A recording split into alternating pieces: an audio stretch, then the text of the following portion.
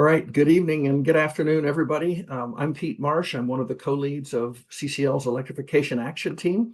And this is our sixth and final workshop in a series of workshops about building coalitions for building electrification. Tonight's session is going to be a panel discussion around what we're calling building coalitions in the real world. And we've got a handful of folks who are out there leading coalitions and joining coalitions and sort of taking action in the absence of coalitions and working with groups. And Mark Friedman is going to be our moderator for tonight, and our panelists, everybody get ready to wave. Kelly Lyndon from San Diego, thank you. Al Grumet from Marin County. And so with that, sort of a quick overview of the series that we've conducted. We started off with a workshop on, all right, here's what it takes to build a coalition according to the Electronic Frontier Foundation and others that have done it in the real world.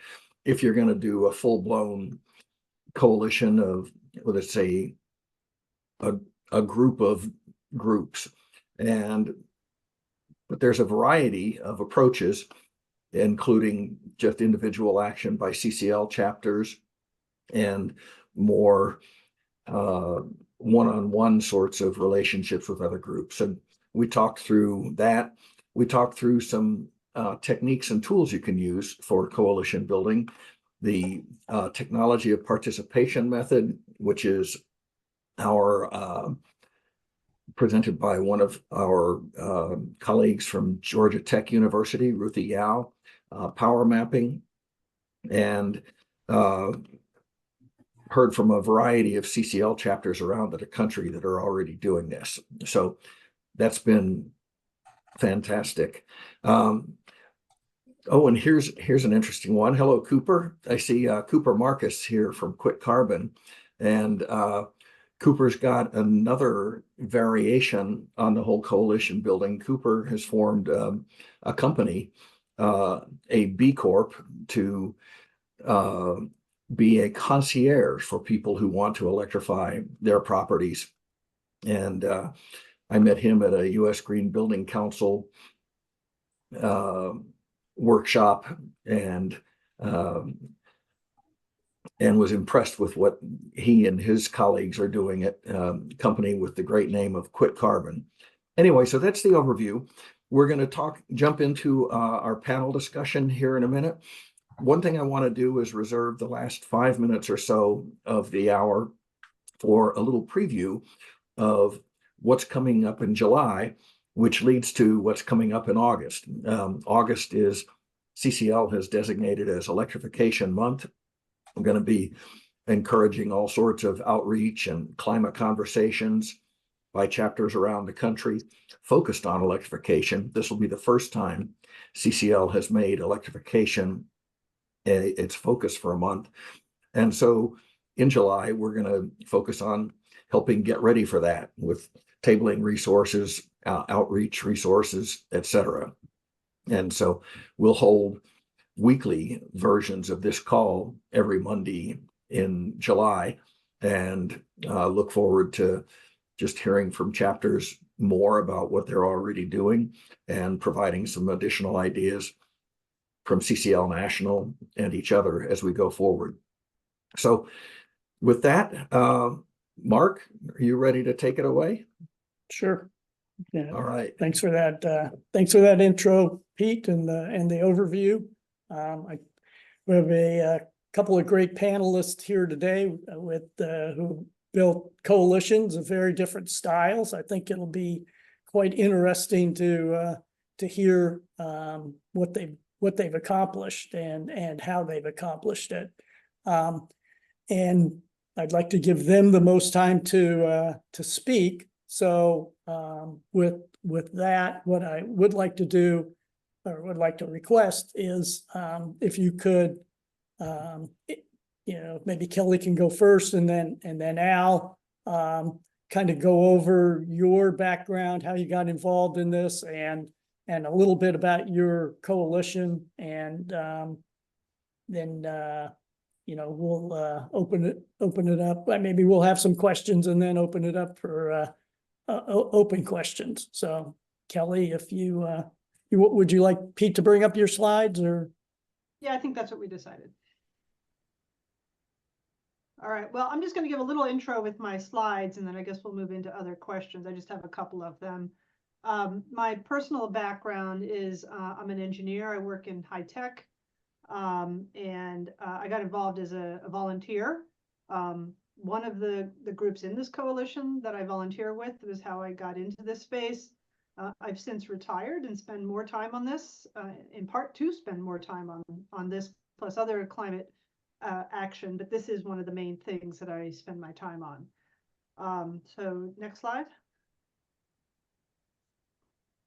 So the way this particular group got started, there we go, was that in California at the time, about 4 years ago now, 4 or 5 years ago, there was a trend where a bunch of cities, starting with Berkeley, we're passing all electric new construction ordinances. And folks may be aware that there was a big lawsuit and that's all changed now. But at the time, the thinking was that we wanted to do something similar in San Diego to show that the whole state was interested in this, so that if there was regulation that could be considered a state level, that folks would recognize that Southern California was in on this too. It wasn't just a Bay Area NorCal thing, which is considered a more liberal area, of course.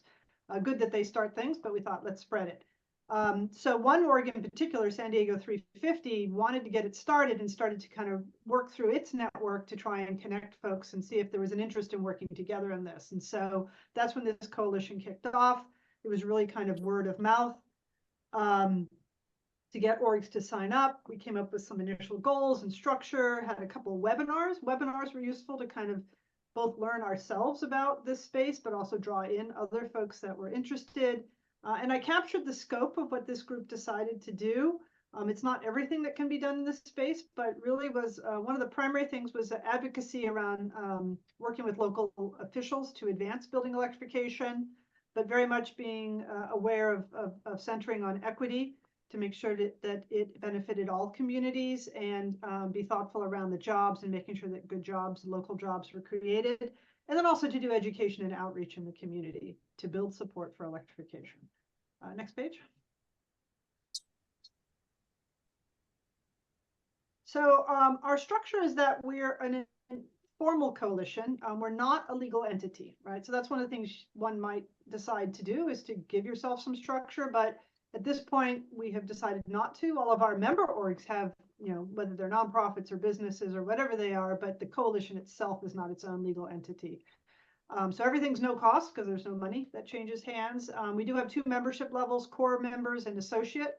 We found this distinction to be helpful because core members are really the ones that are most engaged and really have the capacity to contribute in working groups and such. We were able to really expand our coalition by having an associate level, which basically says they support our mission, they'll sign on to letters, but they really can't make it to a lot of meetings. And that made it a lot easier to kind of broaden the coalition and really engage with a lot more groups and a lot more organizations to kind of have those 2 levels. And then, of course, individuals can be part of it. Our current structure is that we do a monthly all-coalition meeting, which is usually educational on some topic. And then we have 4 teams or working groups that we have that are active right now. Kind of the primary one, I would say, is the coalition strategy. That's where we work with the local electeds. We do have an equity and community outreach team. A thing we've started recently is around schools. I know CCL has some great work around that as well. We've had 2 major school districts where we've been able to pass all electric resolutions to go all electric. And then in terms of funding, that one is focused on trying to do some matchmaking between all this money that's coming out and the local communities. We're not trying to fund ourselves. We're trying to create connectivity in the community. Next slide.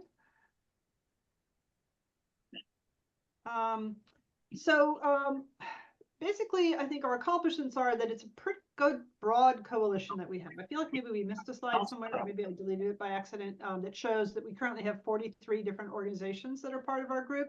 And the most active folks are a mix of, some folks are staff, like we've had a Sierra Club and a couple other kind of formal orgs, and many volunteers. And so it's a mix of folks who do this as their job and folks who do it because they're passionate, and they've been able to leverage their networks and help share the load.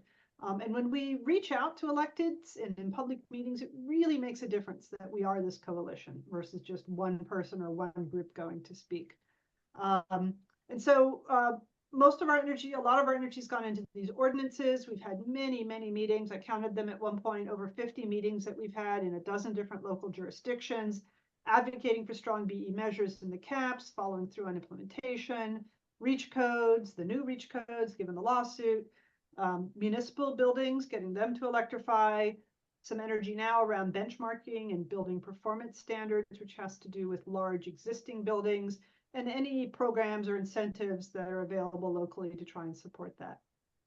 We've done many sign-on letters, some that we write for local purposes. Sometimes we sign on to others, for example, at a state level or a federal level. So we have a process to allow folks to sign on to letters. And one of the things we did is when somebody becomes a member, they can opt in to sign any letter we have, meaning if we don't hear back, that means they'll be included. That's been really helpful because folks get busy to get quite a few names on most of our letters. We've done lots of education and outreach. We have a website, decently active social media presence, a couple of mail lists. We ended up doing 2 levels of mail list. One is sort of the higher engagement one, and the other is just a little more informational. And we've had a chance to network with our peers, like through CCL and at the state and federal level as well, to try and bring in some of that knowledge. Next slide. All right, can you back up? I feel like you missed a slide that had all the logos on it. Do you mind just checking that real quick, Pete? Yeah. And I'll end on that one. Just, I think it was like maybe this right near the beginning. There it is. There's the pretty slide. So this is our current set of folks, and I'll point out in the bottom right corner is Quit Carbon. We love working with Cooper and spreading the good word of what his company does. So we have a very much a mix, even though it was really the environmental groups that started this. We have a mixture of community groups, businesses, faith, and people are out, people that are advocates in kind of parallel spaces like Coastkeeper and surf riders. So it's really quite an interesting, broad coalition of different folks that we've been able to bring into that. And of course, we love CCL and the work that you're doing at building electrification, and have really enjoyed working with Mark, representing the 3 local CCL chapters. So that's my intro. That's terrific, Kelly. Thank you. That's a great overview. And before we get to some questions, it would be great if Al could introduce himself and talk about how he's operating up in North County. Sounds like he got Kelly going at some level. Great. So Al Grumet. I live in a city called Mill Valley, which is in Marin County, California. My personal background, I had careers in financial services, and I was trained as a lawyer, and moved with my family to Marin County in 2010. Started getting involved in climate work in 2015. And started really digging into the local climate movement, as well as Citizens Climate Lobby in 2019, I would say. So I work very closely with our CCL chapter. I'm on the steering committee there, but I'm also the co-chair of an organization called Sustainable Mill Valley. And it's through that organization that I got started with building electrification work. So what I encountered in our local environmental movement here in Marin County is that there were a bunch of individuals working actively in their cities or towns. So Marin County consists of 11 incorporated cities and towns, and then the county itself. So there are 12 active jurisdictions, so lots of government entities upon which to focus lobbying energies and advocacy efforts. but a consequence of having such a fragmented government locally here is that you really have to, each jurisdiction has to have a point person to advance ordinances and policy measures through their own city or town council, in addition to focusing on the board of supervisors at the county level. So you really have a lot of government per capita here in Marin County, which makes it challenging, and our environmental movement has had to face off with that structure in a thoughtful way because it is so fragmented. And so when I started working on these issues in 2019, it definitely was the case that I was joining a show that was already in progress. And there were a number of folks who had started out in their local advocacy work through a sustainable organization, whether it was Sustainable Fairfax, which is one of our towns, or Sustainable San Rafael. And then what happens over time, what I observed is that folks realized that rather than kind of lobbying requests for policy action at the local level in 2 and 3 minute increments at city council meetings and public open time, that they would be much more effective having formal roles in the climate planning process with their jurisdiction. And so by the time I joined the local efforts, there were already a number of people in cities and towns that had joined their Climate Action Commission. So they had been selected by city council to be part of a body that would work on the climate action plan for the city or town, and then be involved in the implementation and be an ongoing voice in the process. But rather than being in 2 and 3 minute increments and public open time, they had a seat at the table, so to speak. And so when I started working with the folks at Sustainable Mill Valley, I had 2 other co-chairs. We were focused on transitioning from that model, where we were kind of outside of the city walls, lobbing suggestions over the wall, to a place where we were operating more on the inside, similar to some of the other folks in our ecosystem in other cities and towns. And so one of our co-chairs ultimately got himself elected to the city council. I got myself appointed to the Climate Action Plan Update Task Force. I was the vice chair of that task force. And in that way, we put ourselves in a position to operate more from the inside. Simultaneously with that, I wanted to be involved in the countywide effort so that we didn't have to recreate the wheel in our city, because lots of other towns were kind of leading with ordinances and policies and programs that were advancing building electrification. And so, hopefully you can see that this process was, in a sense, a loose coalition dating back all the way to 2019. There were the folks in these various roles were part of a number of different organizations that were part of this loose coalition. Some of them were sustainable organizations, like as I described. Others were involved in Climate Reality Project. Others were involved in 350 Marin, Marin Conservation League. And so there were a number of local groups that people were affiliated with, but then we were all kind of getting together in subgroups focused on building electrification. Another subgroup was focused on electric vehicle advancement. There's another group with both formal commissioners and informal ones meeting once a month to talk about what they're doing in their commissions. And so there were a lot of different forums. There was not an established leadership structure. And I think from 2019 to where we are today, I've tried to serve in a role of connecting a lot of the efforts. Others have done that work as well. And it usually involves just attending a lot of different meetings of a lot of different groups. And so I've attended all the squad meetings that are hosted by the Climate Reality Project groups, and then have participate in those commission meetings, those informal meetings of groups that have folks on the commissions in various cities and towns.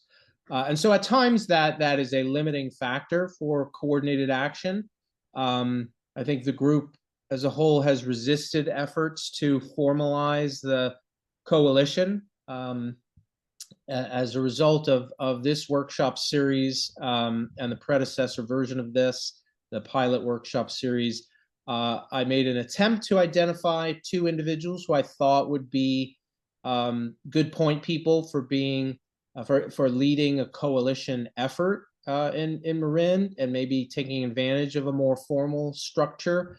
And initially, everybody was excited about this prospect, but the 2 individuals said they didn't really have the bandwidth, and so it really hasn't gone anywhere. And a lot of the ordinance work that we had been doing got bogged down by a court decision in the Ninth Circuit that has been a bit of a wet blanket on building electrification mandates. That being said, some of the work on programs in Marin and the Bay Area more broadly has been full speed ahead. And so partners like Quit Carbon and others locally become a focal point for trying to advance programs and assistance so that building electrification can be accelerated. And as a group, we've focused on different pathways, knowing that some of the pathways, like ordinances and other mandates, might be a little bogged down in the near term. We also, in our coalition, our loose coalition, there are certain groups that focus their energies on lobbying specific agencies or actors in the ecosystem that and others focus on other focal points for advocacy work. So, for example, I'm the point person for anything involving the city of Mill Valley. I have relationships with all of the members of the city council and the mayor and the city manager. And so any advocacy for climate action more broadly, or building electrification specifically, will go through me, and will develop networks for local advocacy as needed. We also have a group, Marin Conservation League, and through that group, we focus our energies on our community choice aggregator, MCE Clean Energy. And so that's a utility type entity. They have money potentially from surpluses that they could spend on any number of things, including building electrification programs and funding and incentives. And so we interface with them, and through Marin Conservation League, they're the primary relationship manager there. We also have other groups that are focused on the county board of supervisors and interfacing with our county's sustainability team. That team has created a space for us to provide input into their building electrification initiatives. And so a lot of us from this loose coalition have been invited to participate in that. So it's very much a community of individuals who have multiple affiliations and then work together as needed, coordinating informally to advance particular projects in their individual jurisdictions or at the county level. I think the opportunities for additional coordination are to get a lot of organizations to sign on to county level policy initiatives and opportunities, and also California state level opportunities and initiatives. So through CCL California, which is a state level advocacy team, we were backing a bill that we had a hand in drafting that would lower source additional funds with the goal of lowering electric rates in California to promote electrification. I was able to source about a quarter of the organization sign-on letters for that effort.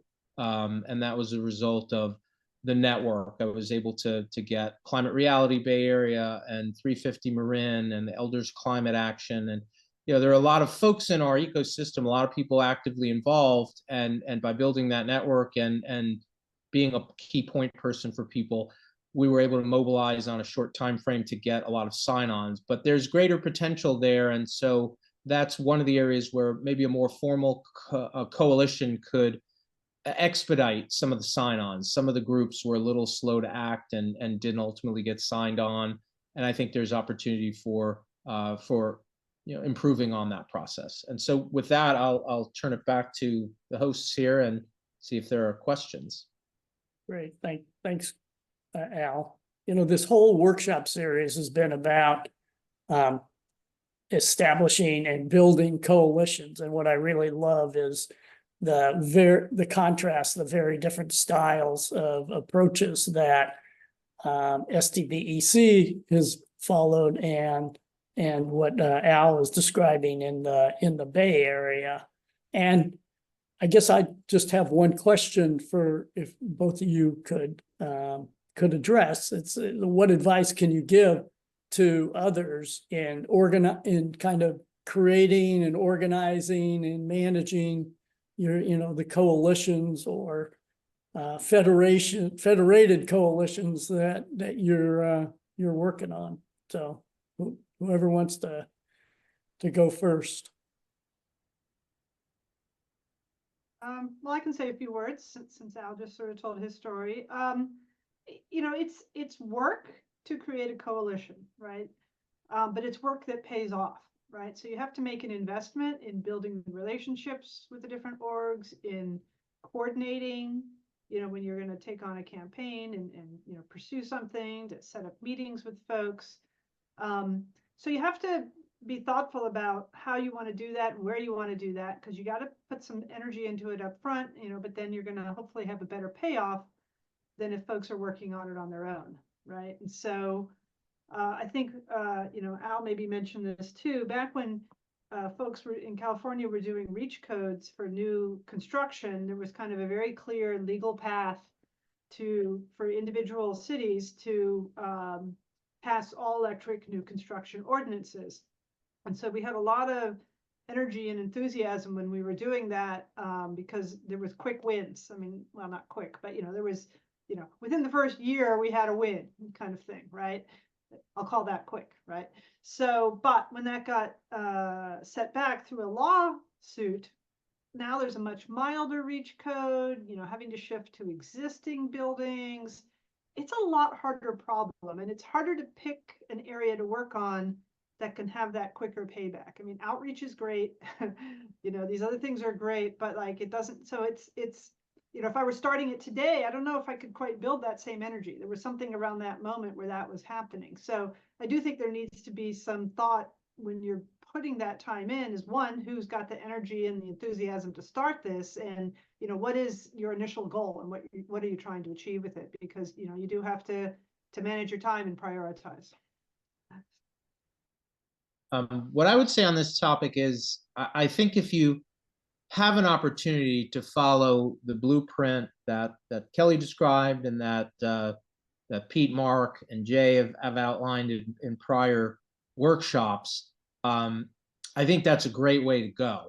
I didn't have that luxury. That was not the situation I encountered when I got involved. And I think you have to be very careful. If there is an existing movement, you want to work carefully with the folks and build the relationships and figure out where you can add value, and then maybe wait and see where coalition building can happen down the road once you've carved out your role in that ecosystem. Because I think if you're an outsider, you're still getting up to speed on electrification as a subject matter and the local politics. I think coming in and proposing a leadership structure that others may not trust you to roll something like that out onto an existing operating system. And so I think what I was hoping to do was to carve out a space where I knew I could be a primary point person, and over time I've carved out a number of those spaces. And so I think in our coalition, I'm a go-to person for youth activist opportunities. I'm a go-to person for anything involving Mill Valley. I'm becoming a go-to person on California state initiatives, and it hasn't come at the expense of turning people off. I think people take a lot of comfort in knowing that certain areas of specialty are being handled by a member of their broader community, and I think having built that trust by being a specialist and a go-to person in those key areas that people value, now they're more open to recommendations about formalizing our efforts at the coalition level, coordinating across our groups. And so that's grown out of building a trusted relationship, much like you would do in any lobbying situation. So I think if you're going into an existing network, you want to treat the other actors in that ecosystem as folks in your grass tops network. You want to build those relationships, turn them into effective partnerships, and then see how the functionality of a coalition can be built out from there. Great, thank you. So I see that Pete has raised his hand, and if anybody else has questions, please either do it on Zoom or do it on the screen. And but go ahead, Pete. Yeah, really just kind of plus oneing on some of Al's comments there. Here in Long Beach, I've been engaging, gosh, for a couple of years, seeking to move from outside to inside game, as Al described, getting past the point where you're just going to planning commission meetings and city council meetings and giving those 2 or 3 minute public comments and lobbing it over the wall.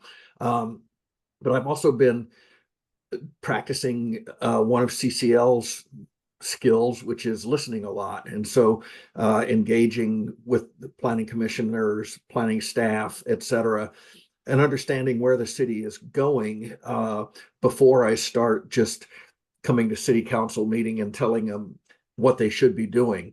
And that's been effective. I say enough to be helpful, but not trying to sort of dictate actions.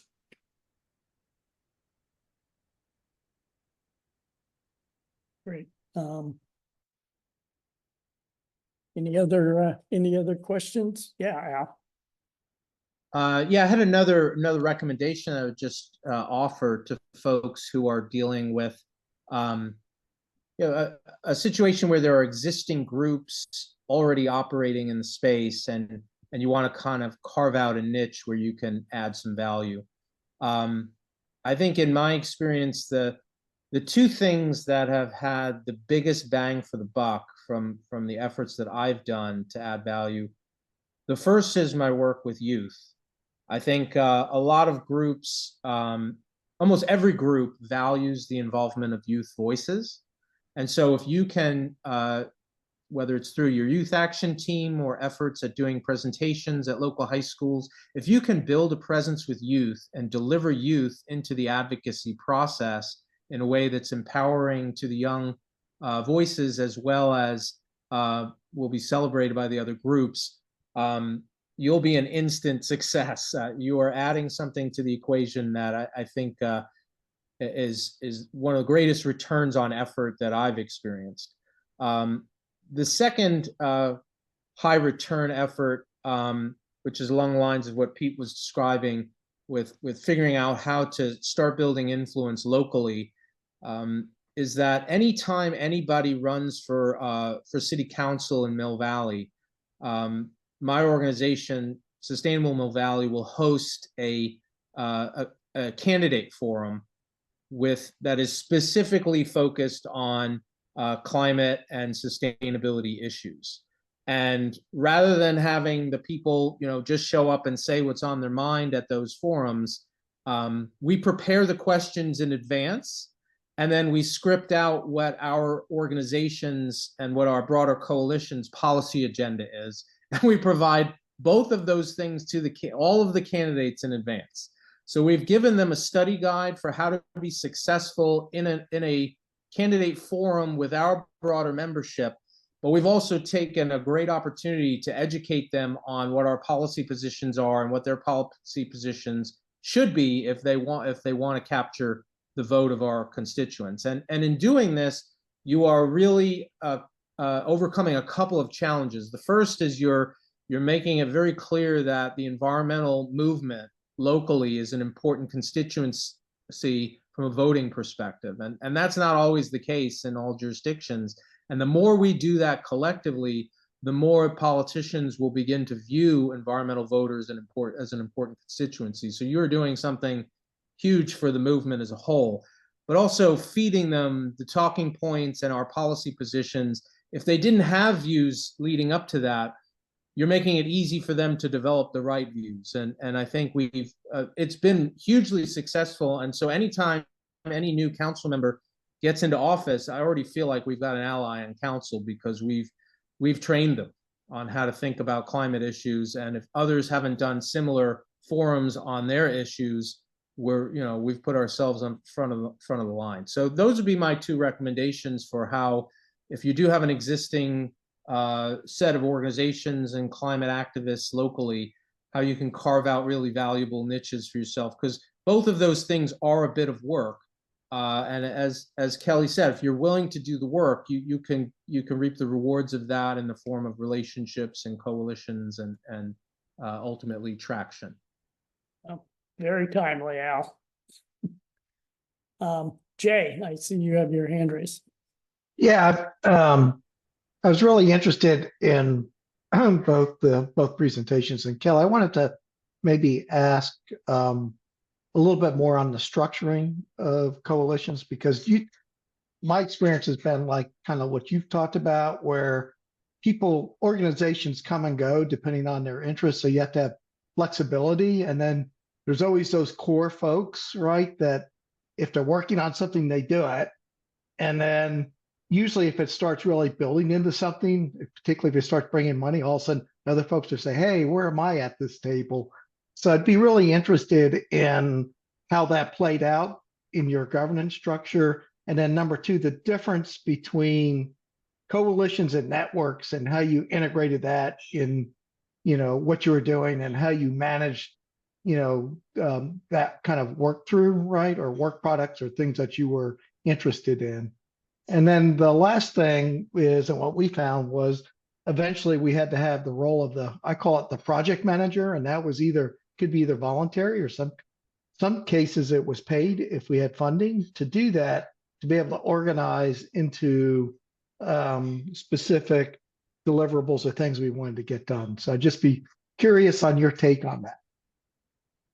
Yeah, no, it is a good question. And there's definitely been turnover and ebbs and flows in terms of different organizations' level of engagement.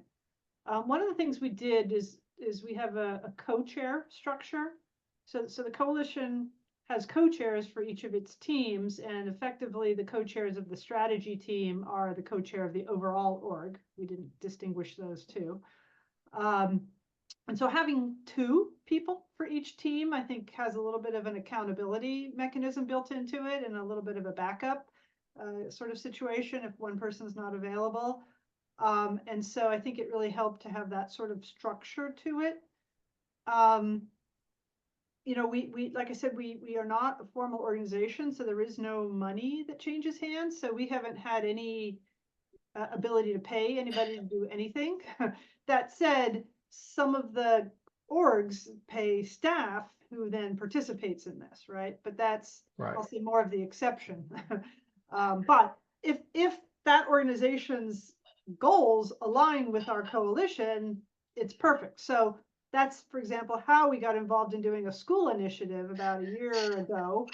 One of our local climate organizations decided that they wanted to do that and decided to leverage our coalition because it was going to be school electrification to get a broader set of folks working on it. And so they had a staff person who that was one of their major tasks, was to do that. So she started the school team. Actually, that one doesn't have a co-chair because she's kind of leading it, and that's what it is. And then was able to sort of not only leverage the existing group we had, but build it a little bit more because it's a slightly different cross-section of the community that's involved in schools. So, there's a question of whether we should figure out a way to pay staff and take it to the next level. But to be honest with you, somebody would have to take that on, and nobody's raised their hand. So, Yeah, kind of the way we looked at that, and maybe you just spurred a thought out of me real quick, and then I'll, go back on mute, was different organizations. The idea was, as a coalition of folks, they went after some different funding pieces, or they would bring different pieces together to meet the outcomes, right? So, as a coalition, so the idea wasn't about no one wanted to do was form another 501c3, right? But it was about, if we bring this asset, you bring that asset, can we work them together for our joint interests and outcomes? And sometimes that meant that 2 or 3 folks within the coalition or organizations, actually, those 3 went in for a piece of funding that they used the coalition as a way of, and these 3 went over there, and then they would share resources across as partners, is the way it kind of worked out. Yeah. Any other questions? I have another one then. So both you, Kelly, and Al sound like you're involved in the building electrification space as well as other things. And I think it may be of interest to other folks here as to, how much time do you spend on the coalition? And how much time does it allow you on other things? Kind of, how do you see that balance? Why don't you go ahead, Al? You can go first this time. So I think there's a lot of interconnection between the different types of work. And so I think over the past year, this has really come into focus as I've been focused on building electrification, which is that, in our state, in the state of California, the biggest way to move the needle on building electrification is actually through electric rates. And that's a state level consideration. So UC Berkeley did a study, and they estimated that for heat pump installation, if electric rates were normalized in the state of California, heat pump sales would increase by 1/3. Like that's huge. That's not an ordinance, a mandate, or anything. That's just normalizing electric rates, because in California, we fund a whole bunch of things through electric rates that should be funded through the general state budget. Things like wildfire prevention, grid investments. And the result is that we have electric rates that are almost 2 times the national average. And that's the biggest factor depressing building electrification. So I've spent a lot of time working through CCL California to focus on trying to remedy that situation at the state level. Whether we would call that work on building electrification, I would. We could also count the time that we spend advocating for a carbon price at the national level, because whether you're taxing clean energy or failing to tax polluting energy, it's the same conversation. You're sending the wrong price signals for what your goals are, which is a transition to clean energy technologies like heat pumps and other building electrification technologies. So I tend to spend the time where the opportunities are. And so if there was an opportunity to get a mandate passed in our city or in our county, I'd spend the time there. if we had the right council makeup, and I thought that that was going to be low-hanging fruit. If we have an opportunity at the state level and limited opportunities at the local level, I'm going to, spend the time there. So I think building electrification is affected by a lot of the activities that I'm engaged in. So it's difficult to estimate what portion of my climate work is focused on building electrification, because everything relates in one way or another. Thanks. Yes. Yeah, Kelly.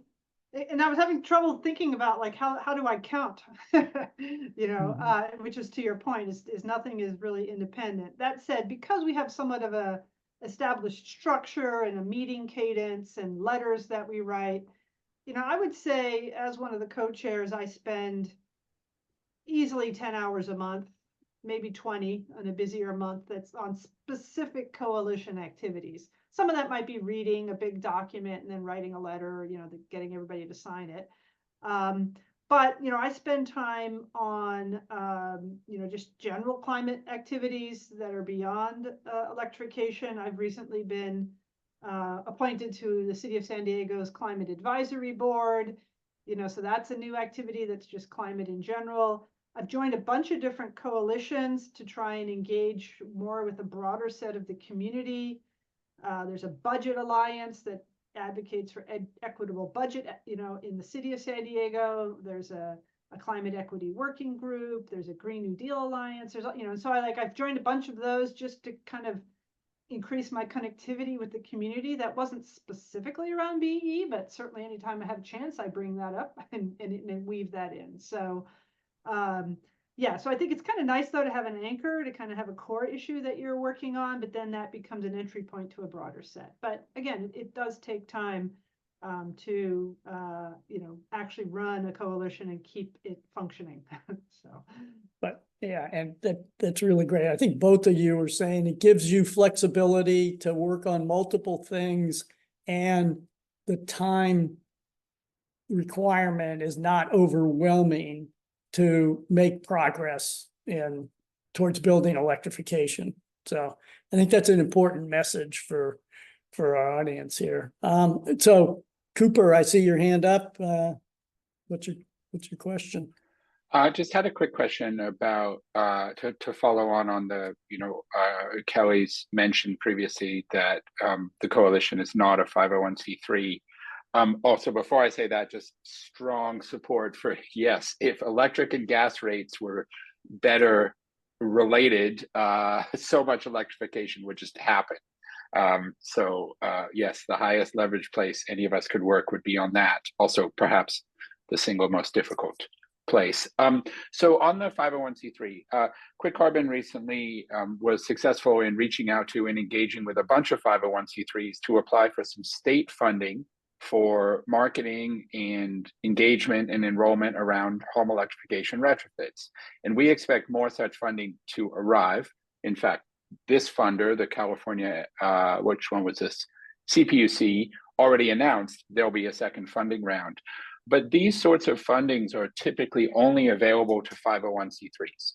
So I'd love to hear from the panelists how they think about the sort of pros and cons of being, I don't know, a 501c3 versus not, given that, less administrative overhead, but also less access to funding sources that might require it. Any thoughts you could share? Thank you.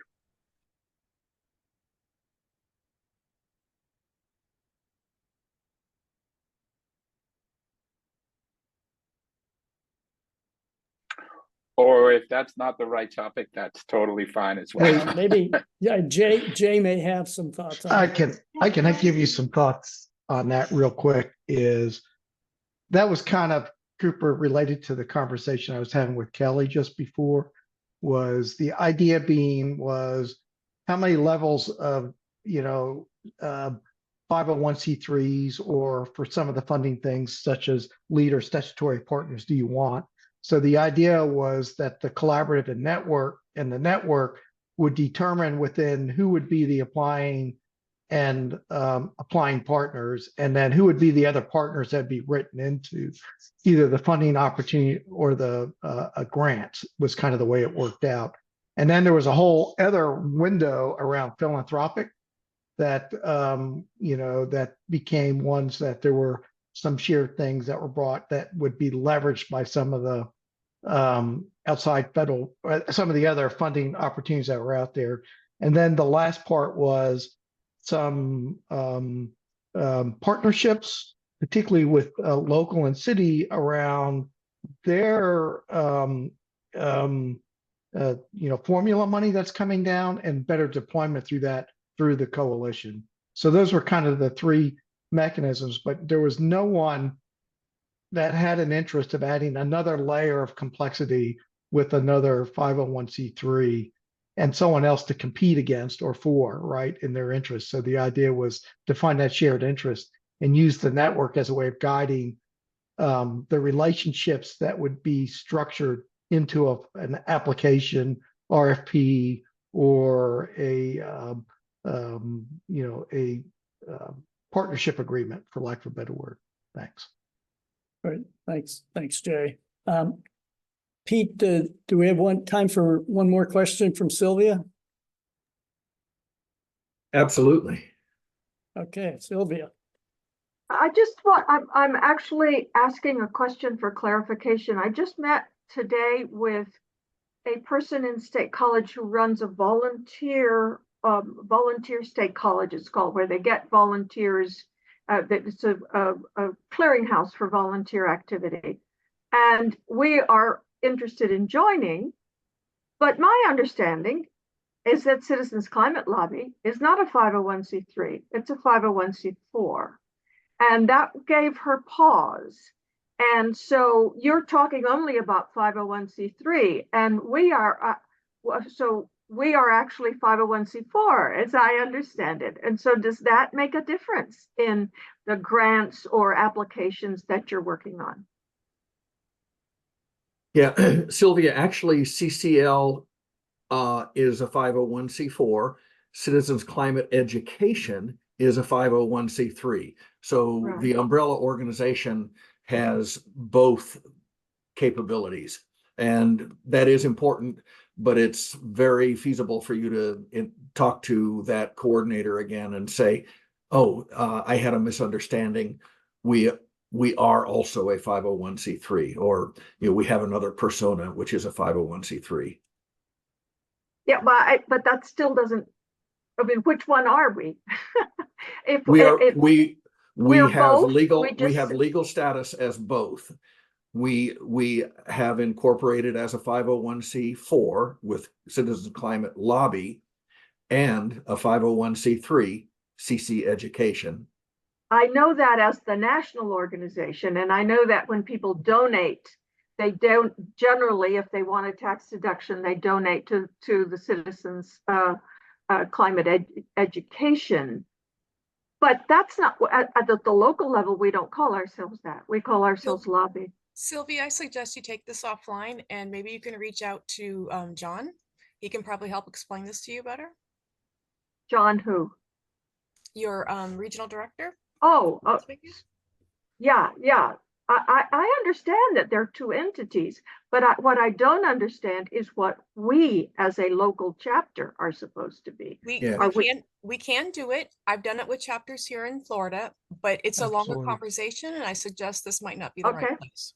The one add-on I just want to add to this, Pete, is that at least I can't speak for the philanthropic or state, relationships, but for most of the federal grants that are out there, a 501c4 is an eligible entity under many of the IRA fundings, but you'd have to look at each of the individual notices of funding opportunities to verify that. But for the most part, the ones I'm aware of allows for C4s to apply as well.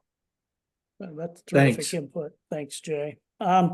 So I want to really thank our panelists, both Kelly and Al. I think it was a terrific conversation, and I really appreciate your insights. Sam, did you have a last question or a comment? Yes. What is the difference between a C501, like 3 or 4, whatever it is, like a 3 and a 4? What's the difference between that? I'll try to do that really quickly, Sam. A 501c3 is, both of them are allegedly not for profit. And a 501c3 has as its purpose a charitable function. 501c4s are advocacy groups and lobbying. Okay. Okay. That's pretty crude, but that's the basic distinction. All right. So if I may, I'll grab the mic back. Thank you so much, Mark, and thanks everybody. Great discussion. What I want to do now is just give that brief preview of July that I mentioned, and I'm excited. So let's see, where is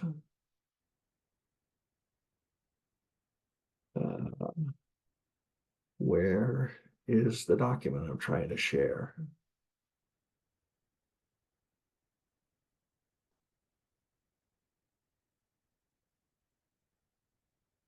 Here we are. So you should see August is definitely going to be electrification month right here. And essentially staff from marketing and social media are all enthusiastic. Dana Nuccitelli is going to host a Citizens Climate University on August 1st. We're going to have either one or possibly two Ask Me Anything webinars focused on electrification. We're going to be really ramping up on tabling materials, both 2D and 3D. So in addition to just flyers and brochureware, we're going to have things like this. This is Mark Friedman's chapter in their all-electric dollhouse in San Diego. And then this is a spin the wheel. This one is not focused on electrification. This is from another group I saw at an outreach fair and said, oh, we could do some fantastic renewable energy or electrify everything trivia questions with this, or information on, what's a heat pump or how much money can you get from incentives and that kind of thing. So looking to essentially have 3D props that people can build or create on their own. There's close to a dozen chapters I know of already that have these all-electric dollhouses. That's been a fun, popular topic. I bolded here one possibility for one of the Ask Me Anythings, the Ask Sean show. That's a webinar with Sean Armstrong of Redwood Energy. He's a nationally respected building electrification consultant. One approach that could be something we focus on in August, but also ongoing, is what Steffi Rausch is doing in North Carolina. She's reaching out directly to city staff and saying, here, let me help you find some federal money. And here's the plan you have to write to obtain it, but you can get federal funds for your city. So what we're going to focus on in July to get ready for this is we'll use these calls every week on Monday afternoons to just teach each other our best practices, what we've been doing. We'll probably have very brief presentations during each call and a lot of shared discussion. So I'd love to have everybody come back for that. And that'll be starting next, let's see, a week from today should be July 1st. So we'll be diving right into it a week from now. I think that's all I wanted to share on it. So let me stop this sharing and see if there's any questions. And again, thank folks for joining.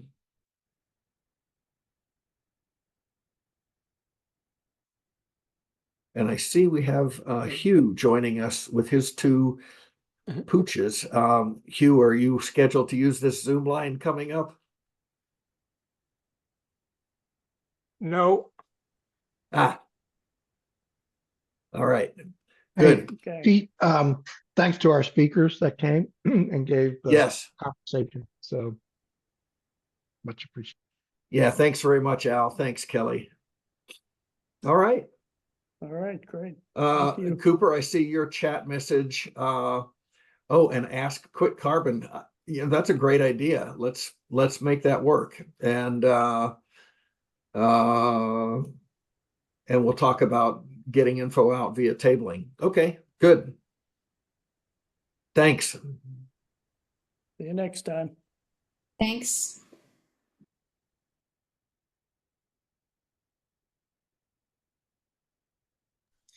Pete, I got everybody except for